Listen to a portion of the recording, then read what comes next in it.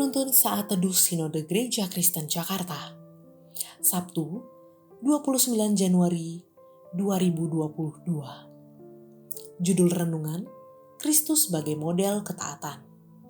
Diambil dari Nats Filipi pasal 2 ayat 6-11. Yang walaupun dalam rupa Allah, tidak menganggap kesetaraan dengan Allah itu sebagai milik yang harus dipertahankan, melainkan telah mengosongkan dirinya sendiri dan mengambil rupa seorang hamba dan menjadi sama dengan manusia.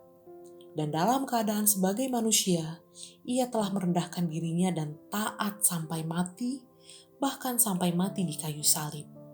Itulah sebabnya Allah sangat meninggikan dia dan mengaruniakan kepadanya nama di atas segala nama, supaya dalam nama Yesus bertekuk lutut segala yang ada di langit, dan yang ada di atas bumi, dan yang ada di bawah bumi, dan segala lidah mengaku Yesus Kristus adalah Tuhan, bagi kemuliaan Allah Bapa. Sebuah video menampilkan seorang anak kecil berusia 3 tahun yang sedang diajari oleh orang tuanya tentang ketaatan pada perintah orang tua. Ayahnya menempatkan sebuah coklat kesukaannya di meja dan menyuruhnya jangan memakannya hingga ayah dan ibunya kembali.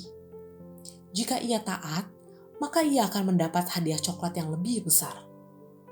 Kamera merekam selama 10 menit bagaimana sang anak berjuang untuk melawan godaan memakan coklat tersebut. Air liurnya sempat meleleh ketika melihat coklat itu. Ia mencoba menyentuh, namun tak berani memakan. Ayah dan ibunya hanya tertawa melihat dari monitor di luar sambil berharap anaknya lulus di uji.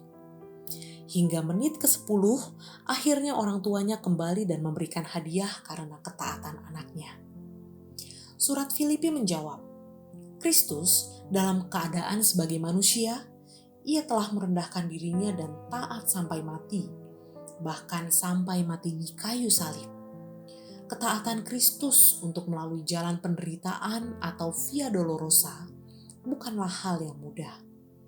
Dalam kemanusiaannya, ia bergumul di Taman Getsemani hingga peluhnya menjadi seperti titik-titik darah yang bertetesan ke tanah. Namun, apakah Yesus berhenti dan menyerah? Ia taat menjalaninya hingga mati di Kalvari. Ketaatan Kristus adalah model bagi setiap orang yang mau mengikut Tuhan.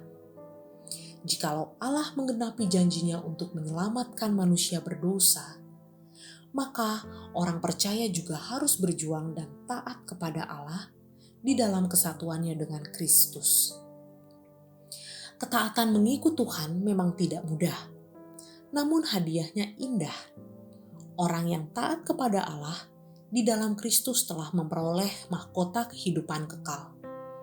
Kenikmatan di dalam dunia sifatnya hanya sementara, namun kebahagiaan bersama Kristus bernilai kekal. Apakah Anda rela mengganti sesuatu yang bernilai kekal dengan kenikmatan yang fana? Hanya di dalam Kristus yang taat kepada Bapa, maka kita dapat diubahkan menjadi pribadi yang taat untuk memancarkan kemuliaan Allah dari dalam diri kita. Ketaatan Kristus adalah dasar kekuatan orang percaya untuk taat kepada Allah. Terpujilah nama Tuhan.